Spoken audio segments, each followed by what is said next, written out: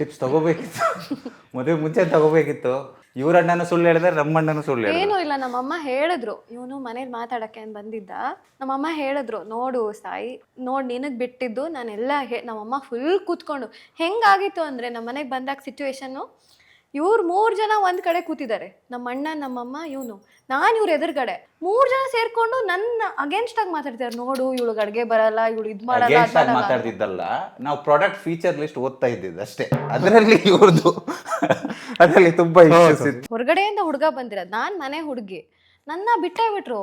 ನೋಡ್ ಸಾಯಿ, ನಿನಗೆ ಕಷ್ಟ ಆಗುತ್ತೆ, ನಿಂಗೆ ಕಷ್ಟ ಆಗಬಾರ್ದು, ಬೇಕಾ ನಿಂಗಿದು, ನೋಡು ಯೋಚನೆ ಮಾಡು. ನಮ್ಮಮ್ಮ ಇವನಿಗೆ ಇವತ್ತು ನಾನು ಹೇಳ್ದೆ ತಾನೇ ನಿಂಗೆ ಬೇಡ ಅಂತ. ಕಂಪ್ಲೇಂಟ್ ಮಾಡೋ ಹಂಗೂ ಇಲ್ಲ ಮ್ಯಾನುಫ್ಯಾಕ್ಚರರ್ಗೆ. ವಾರ್ನಿಂಗ್ ಲೇಬಲ್ ಜೊತೆ ಹೇಳಿದೀನಿ, ನೀನು ಕೇಳಲಿಲ್ಲ. ನೋಡ್ರಿ ಇವಾಗ ಅದೇ ಹೌದು. ಸಿಕ್ಕಾಪಟ್ಟೆ ಆದರ್ಶಮಯ.